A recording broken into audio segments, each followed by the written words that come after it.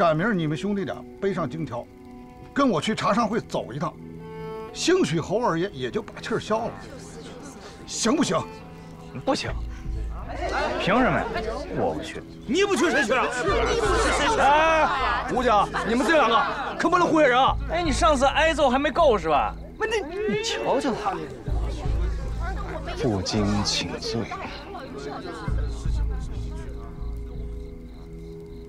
行啊，这金条我也背得，错我也认得。只要为了咱们村子好，就算让那个侯二扇我几巴掌，也值啊。但我想问一下诸位，然后呢？我又没有抱着侯二的孩子跳井，他何至于这么恨我？无非是想压我家茶叶的价格。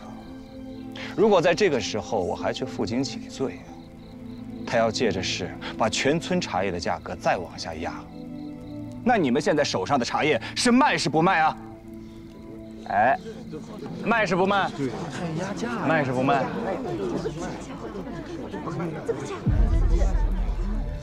今日我和我弟把城里的茶叶店都跑了个遍，现在市面上1等的银毫卖1斤3吊3，这么高？这么高！2等的卖2吊，就算是3等的茶，也可以卖到1吊7。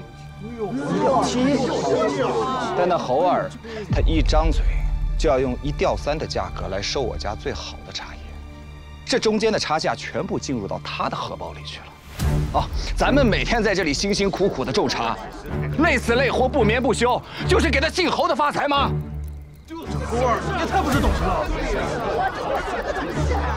回头再来抢练，一顿棍棒弄死他！去！顾大，你也别说那没用的，你就说现在咱们怎么办？天下的茶商又不是都死绝了，区一个茶商会，他是朝廷啊，他是官府吗？他能一手遮天吗？我们徽茶的大客商，有京城的，有内蒙，有西北的，这些销路我全可以包办。但在这个时候，我希望你们可以信任我，咱们可以做到共同进退。这和信不信没有关系，那得真金白银，那得拿出来。对，没错，是啊，对。那这样，我按照山下茶商会的价格，再多加1成，把大家手中的茶叶全部收到我这儿来，你们觉得如何？好，行。顾大，咱这就别赌气了吧。你也没有那么多钱啊。那你就别管了。那诸位，咱们说定了，诸位再等我几日，咱们现银交易。好。哎，顾大，你疯了！你看，顾大疯了，彻底疯了。哥，我说你怎么又发疯了？你刚才那话你不能那么讲啊！那我应该怎么讲？我想了一路，我有办法。你问我，你说什么办法？你要我说啊，你逃了吧。这金条我们不背，他自然有别人去背。你听着啊，明天早起跑一趟山西，带2个伙计，帮我送一封信，找靳大奶奶，跟她说，问她借点银子。你拉饥荒啊？那借人家多少合适啊？5、6万两。你别折腾我，明天这金条啊，我背。哎。哥，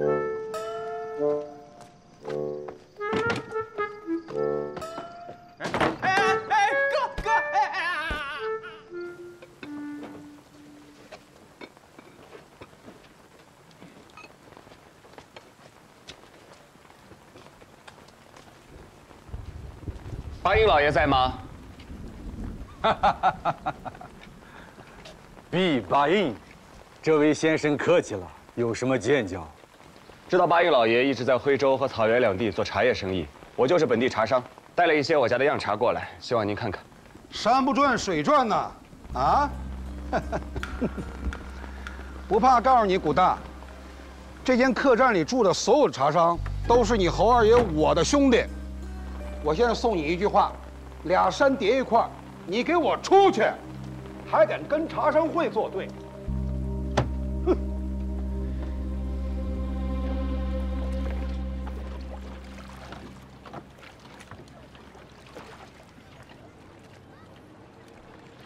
安徽茶商公会胡玉泰，在此恭候李兄。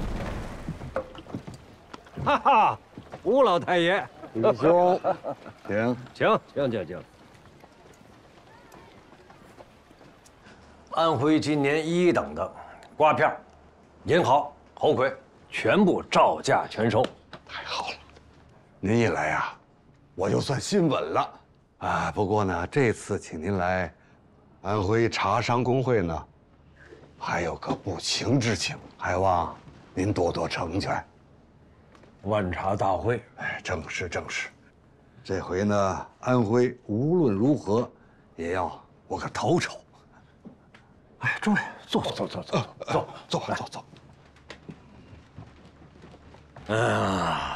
诸位可能也都听说了，先帝驾崩于热河，京师换了主子，现在是过去的懿贵妃跟六爷共同主持朝政，年号叫同治。同治啊，既是君臣同治，又是叔嫂同治。这个好。我这话可不是闲话呀！这次万茶大会名义上是李家主持，可真正品茶评茶的是六王爷。这可不是茶会啊，这是生意。哎呦啊！那你安徽茶要多亏，那云南茶、台湾茶怎么办呢？这中间窍门可就多了。老太爷，谁呀？外面来了一个年轻的茶商，送了拜帖，说想见见茶商会的人。这个人实在是太狂妄了，明明是银毫，叫什么蓝雪呀？红豆。别，这蓝雪茶这名字挺好听的。来，我瞅一眼，看看这是谁。一点规矩都不懂，什么东西这是？哼！你的就叫。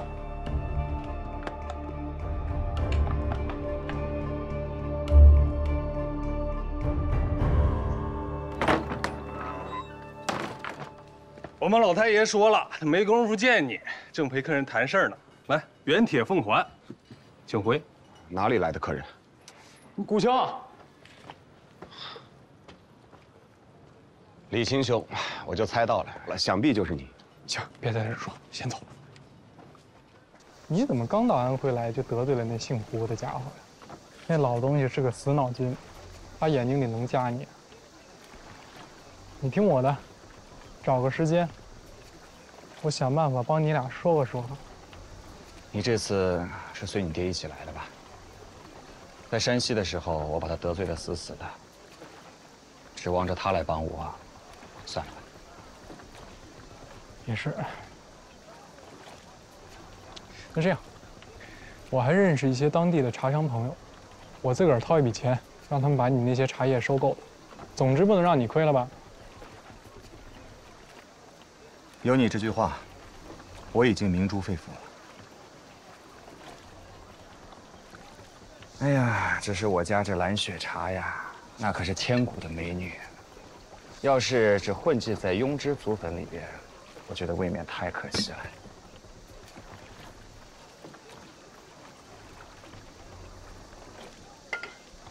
来，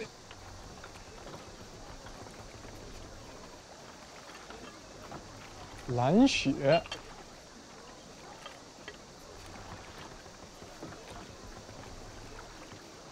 如何呀？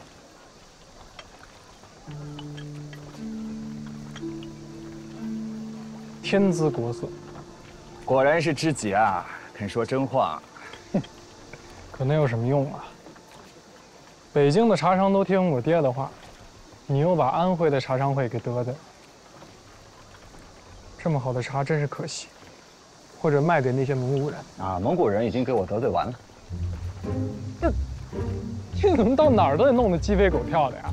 你以为我想啊？我现在就是个茶农，我一家老小等着卖茶叶吃饭呢。那些收茶的吸血鬼把价格压那么低，那我怎么办？任由他们欺负啊？我看你是没路走了。我也想明白了，可能我这辈子就是没路走的命吧，我早就习惯了。你说你家主持的那个万茶大会，我这蓝雪茶能不能夺魁？能啊，蓝雪夺魁，你这夺个状元，画马游街，高官得坐。哎呀，我看你这美梦做的是真好。你信不信我一脚把你踹湖里去？就知道讽刺我。哎呀，不过说起来，你要真的想进我们家那万茶大会，我可以想法子把你送进去。不过再往后的，我就帮不了你了。反正我没路走，我也不怕，就指着你了。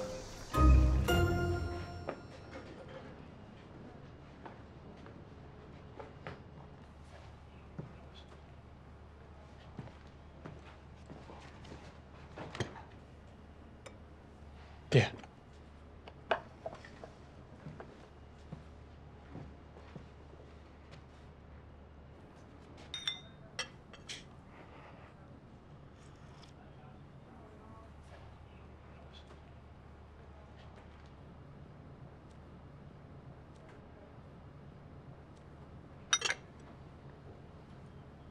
这是哪儿来的？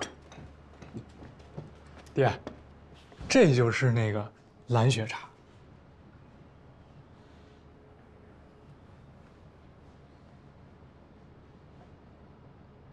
你倒是好心啊，帮他说好话。这怕是比1等的银行还要好呢。我觉得这里头有商机。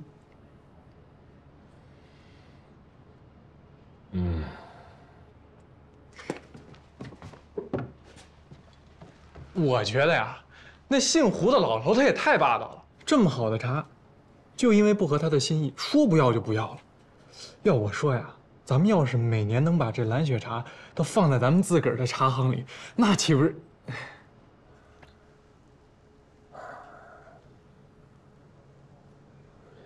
你最近很上心家里的生意，这很好。这么好的茶，如果我们专营专卖，也是件好事。可是它是古平原的茶，那就另作他讲了。为什么呀？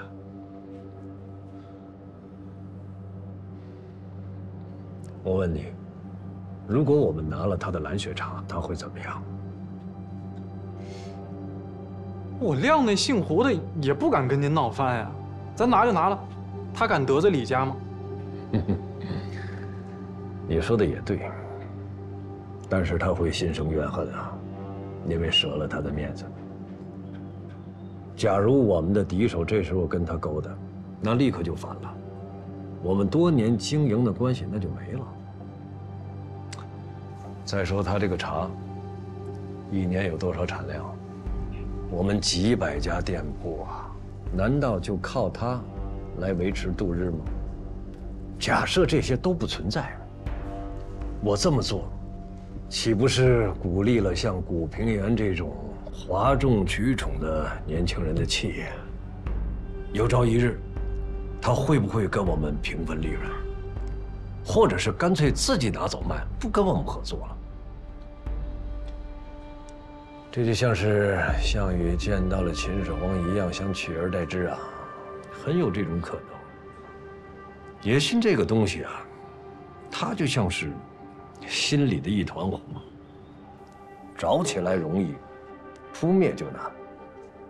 人世间啊，规矩是第一位的。什么叫规矩？我是爹，你是儿子，我见客人坐着，你就得站着。如果连这个都没了，还做什么生意？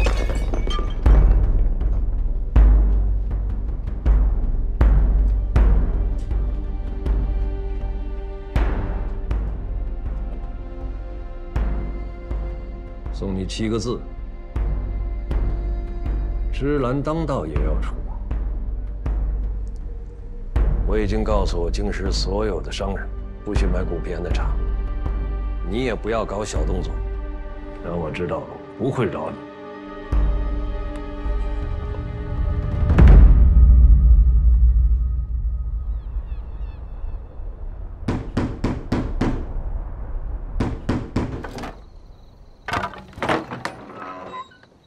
你怎么这么快？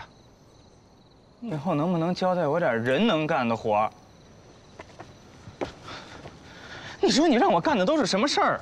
我是没本事给你干，我连1分钱我都没要着。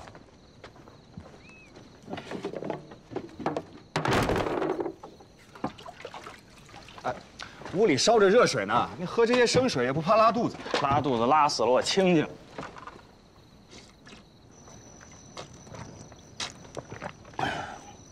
我这回来一路上我就愁啊，你说你牛也吹出去了，回头全村的人把茶拿来，手心向上管他要钱，那不得把咱们逼死呀？那娘腿脚也不好，还得跟着咱俩逃命，真可怜。哎，你到底有没有见到大奶奶？我连你说的那个靳大奶奶的毛我都没见着。我把那字条递进去，人家说靳大奶奶去外地看什么分号去了，不知道什么时候回来。好家伙，人等得起，那茶也等不起呀。再说了，你那2个指头宽的字条，你管人要5、6万两银子，凭什么呀？你能不能学聪明点？不是，你现在骂起我来挺带劲儿啊！哎，我也不说你了，反正我皮糙肉厚的，我命贱。明天我背着金条去。你喝点热水，洗洗脚再睡。我以后再听你的，我就是头驴。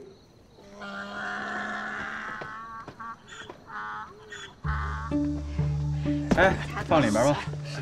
好的。好的。放这里吧。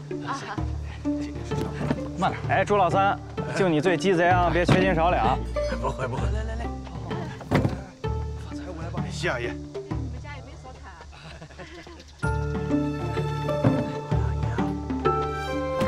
放你们家里去啊。把茶叶放这儿。来，你哥呢？哎。哟，老嫂子，你吃着呢，要不要一块来吃啊？这饭我就不吃了，这茶叶卖出去，我这心啊就放下一半了，比吃啥都强，对吧？对。那个，我山下还有个表弟，那还有一些好茶。哎，你把我们兄弟俩当大头了是吧？你表弟的茶，你老舅的茶呢？啊？我老舅茶你们也要？要你全家的茶。孩子，你怎么说话呢？收，把话放出去。除了咱们村的茶叶，其他村的我也要。但是有一点，我只收1等的茶，2、3等的就算了，所有收茶的价格还是多加1成。就这2日，我让老二把钱给你送过去，你也好心里踏实。真的？嗯。那我可就这么讲了。嗯。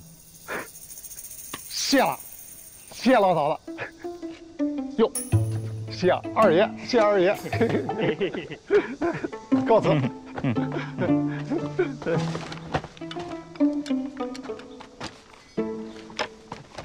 哎娘，咱家有只鸡，咱杀了炖了吧？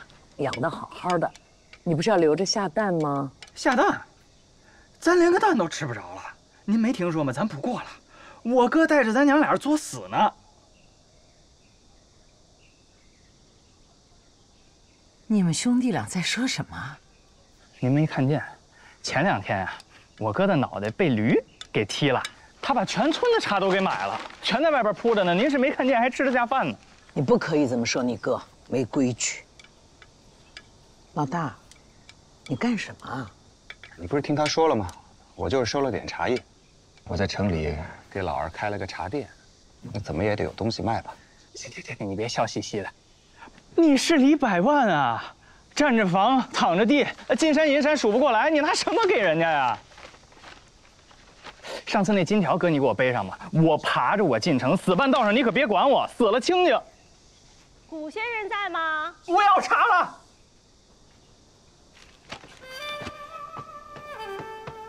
靳大奶奶，你怎么来了？哎，靳大奶奶，您就是靳大奶奶。二兄弟吧？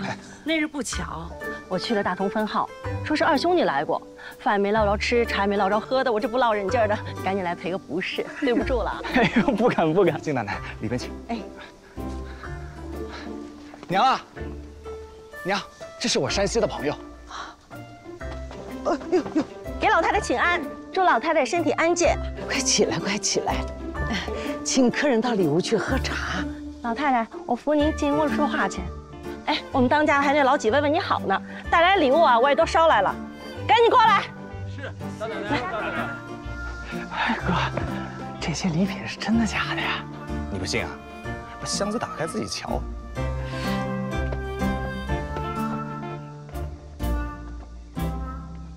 大奶奶，这次真的是麻烦你了。谷兄弟，在外面那点野性子，回到家都收起来了，看你还真新鲜。你好歹也是我们的会手啊！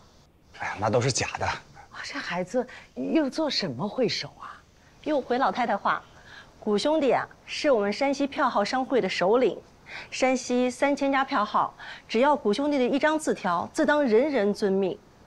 话说我来晚了一日，应该向会手赔罪。哎呀，不用这些礼节。娘啊，大奶奶她开我玩笑呢。我有些话想跟大奶奶单独说。客人远道来，你们要好生招待啊。乡下人礼数不周，请大奶奶别见怪。老太太这话我可受不起，您老先坐着啊。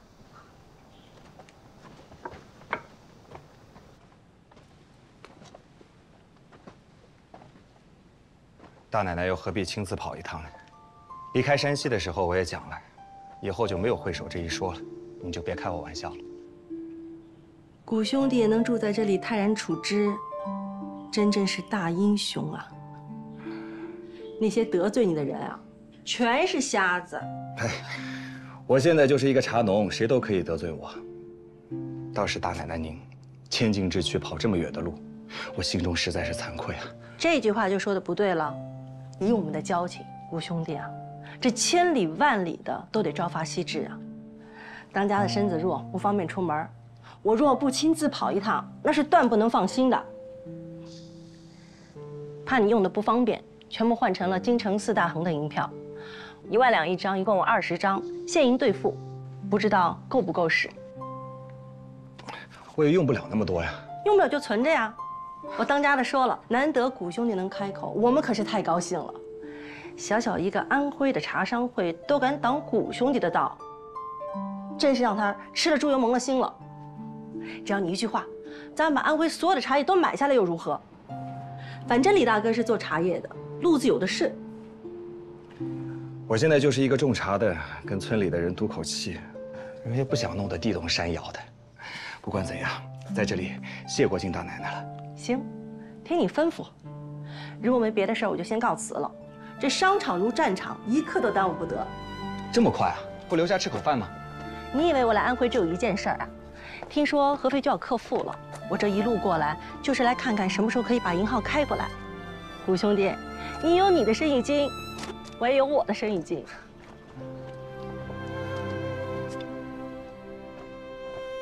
谷兄弟，少送。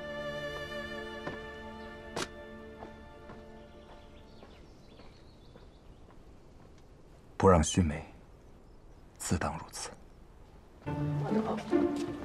加点小心啊！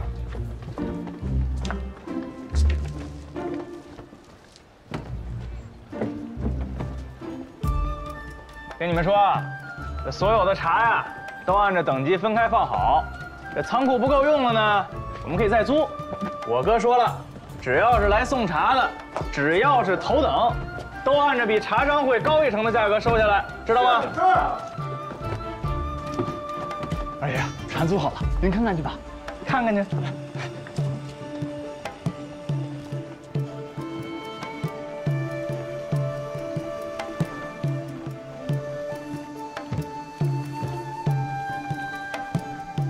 看看，觉得怎么样？哥，你可真有闲情雅致啊！哎，我听说这个万茶大会，那没有个人参加的，都得是各省的茶商会。我们这样愣头青似的，行不行啊？这天下事，就得豁出去干。怎么，没有他们，我们就没路走了？那不是有规矩吗？规矩，规矩都是他们定的，只对他们有利。我还有我的规矩。不为了我自己，为了这蓝雪茶，我也得争口气。这样好的宝贝，落在世间无人爱惜，岂不冤死？哦，对了，你马上安排好人照顾咱娘。吃了午饭，咱们动身去京城。真的啊？商场如战场，有些事儿就是这么急如星火，耽误一刻，我要你脑袋。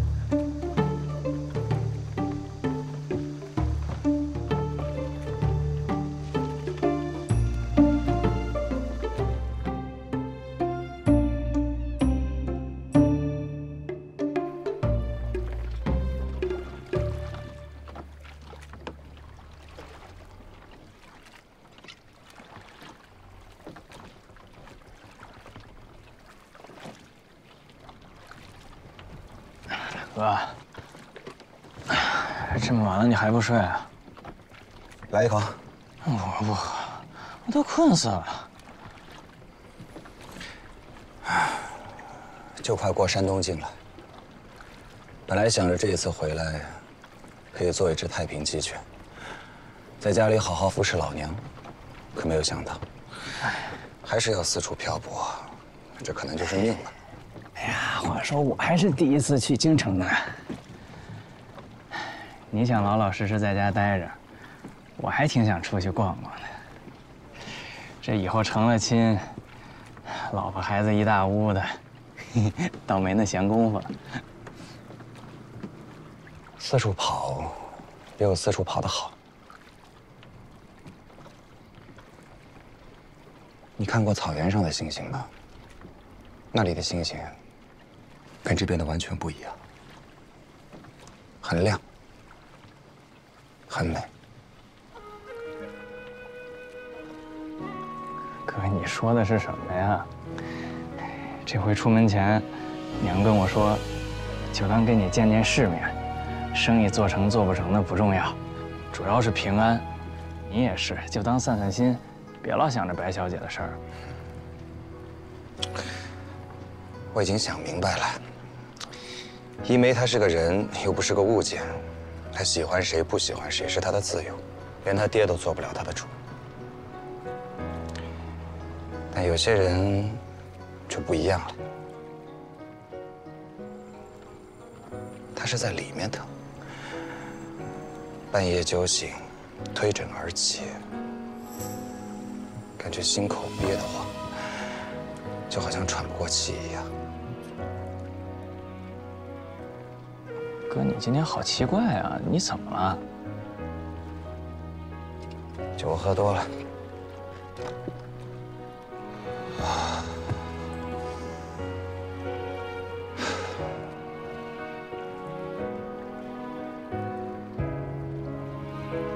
我想送你点礼物。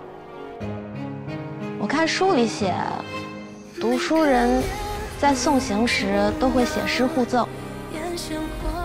我不会写诗，我背几句今早读到的诗来送你。风雨如晦，鸡鸣不已，既见君子，云虎不喜。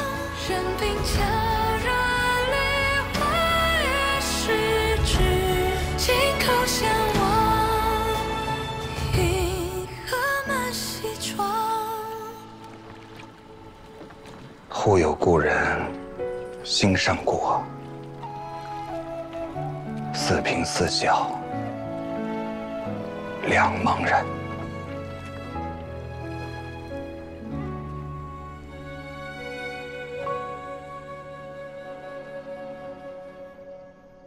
闺女，这趟跑山东满意吧？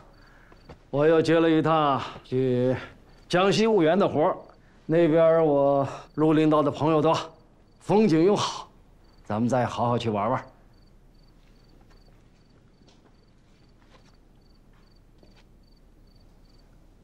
能不去吗？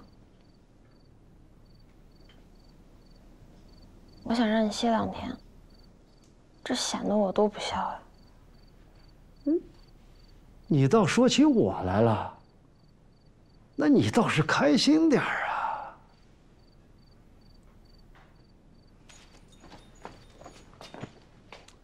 凡事啊，要拿得起放得下。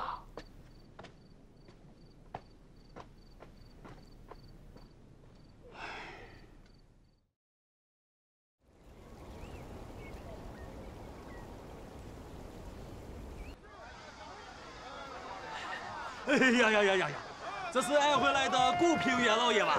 你是？我是金大奶奶的伙计，我姓崔，你叫我崔祖师就行。原来是恒昌号的朋友，辛苦了，小心卸货。哎，伙计们卸货小心点啊！顾老爷请，二爷请。往前啊！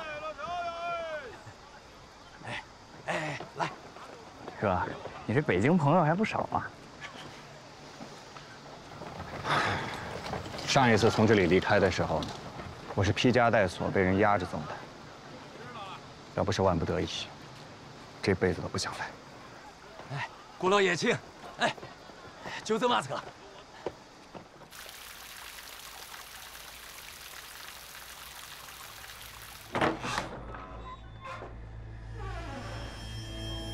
苏小姐，怎么跑京师来了？听说你那万茶大会搞得挺热闹啊，我过来讨杯茶喝，成不成？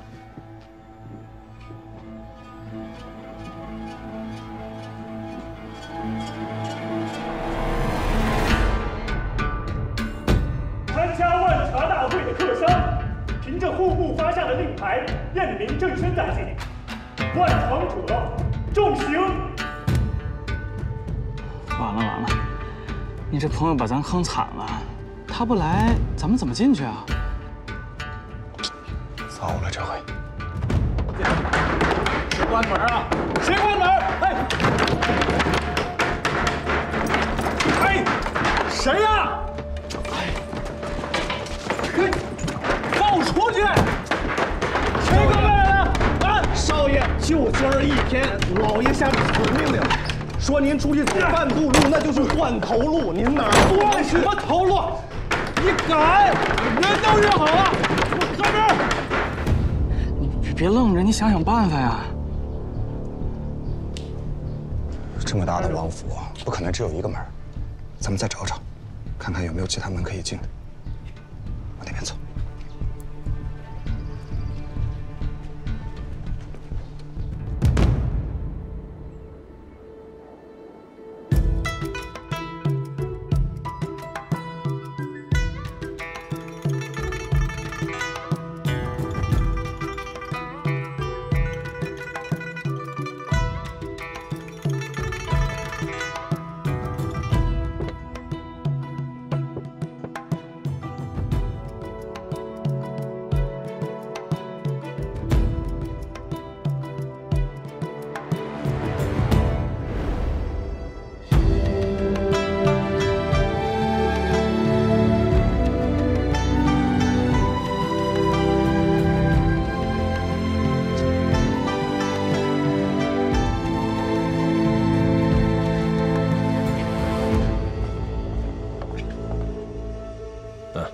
给我。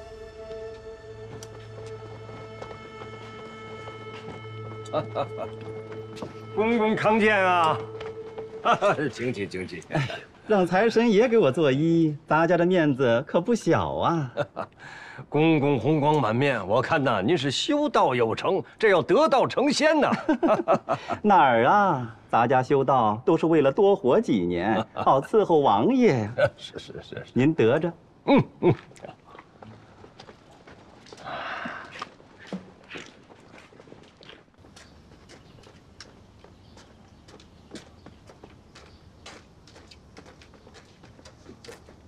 哎，有个门，快！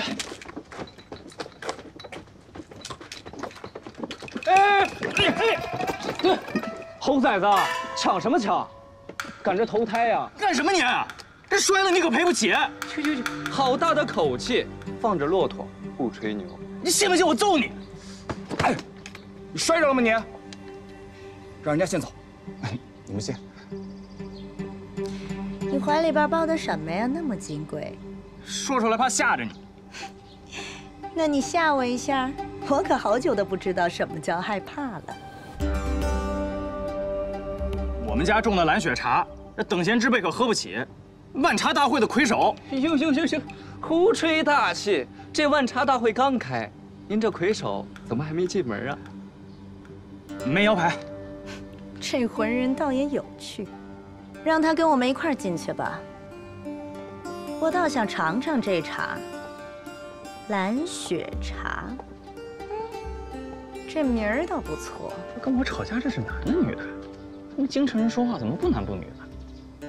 不男不女，我看倒像个公公。啊？进去以后给我少说话。走。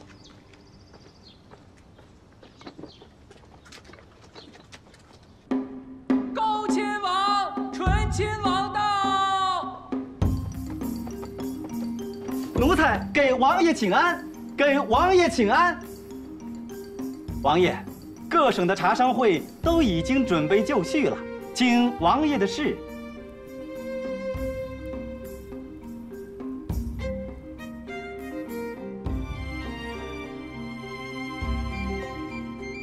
王爷说了，从安徽茶商会开始。承让了，承让了。 承让了。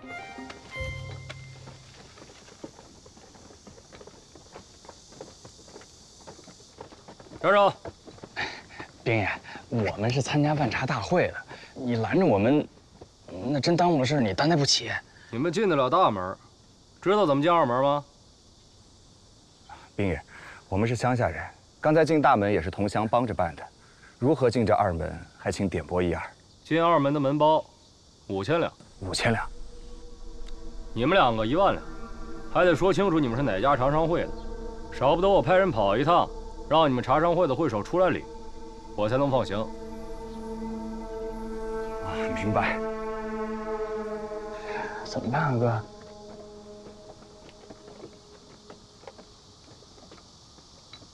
这1万两银子我倒是可以拿出来，但是你指望那个胡老太爷领我们进去，那是绝无可能的。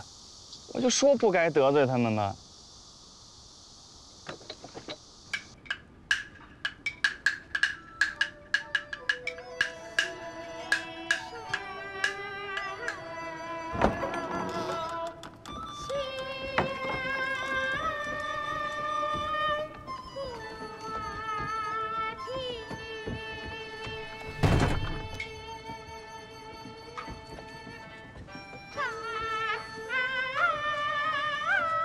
此茶只在黄山南麓一带种植，山高谷幽，枝深叶茂。这茶一枝一芽，一经炒制，如银龙入宫。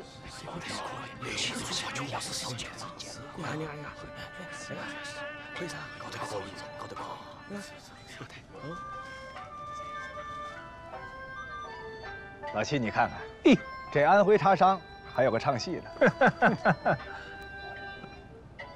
哎，六哥，你这糊弄谁呢？你没听说过啊？拿这绿叶子直接泡茶，这我懂啊，这得炒，还得杀青啊！你着什么急呀？啊，这安徽茶商千里迢迢把这么大茶树运到京城来，用了不少心思，你就瞧好吧你。这有点意思啊，这个头回这么喝。哎，之后别的茶还怎么喝呀？啊？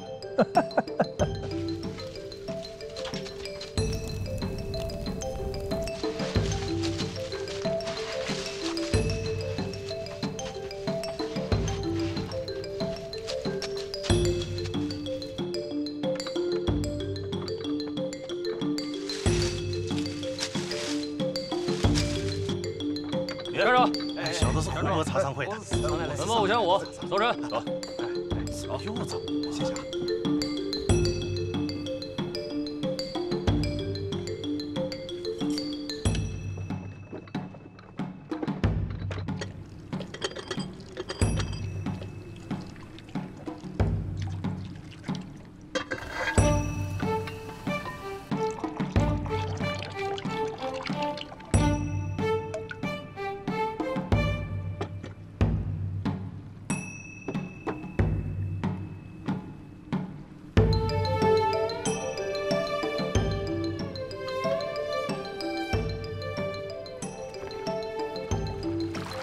安徽茶商会为王爷献上上好的屯溪银毫。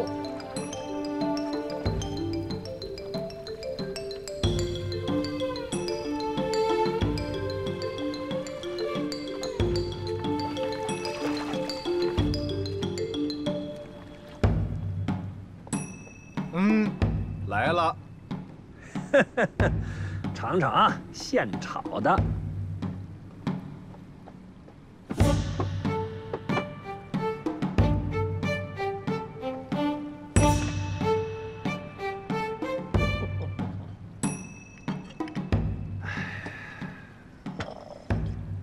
二位王爷，这是安徽茶商会进献的屯溪银毫。嘿，六哥，哎，光这功夫啊，值个魁首。你着什么急啊？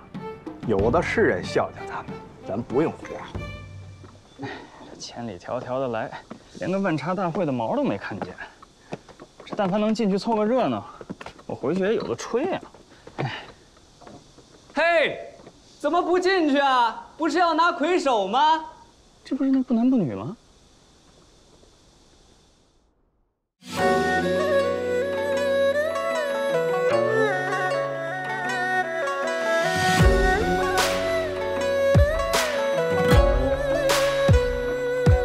读了四书五经，学会一身坦荡，翻过陈年旧账，走马经纶光阴，也走历了面庞，演过人情薄凉。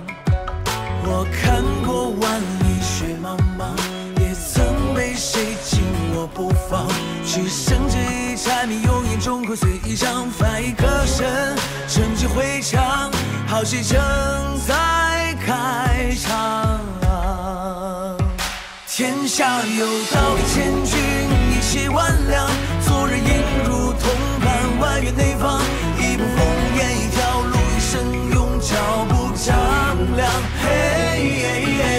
众生万象，粉墨登场，说到最后总是传奇一桩。山里有道，我担当。日出东方。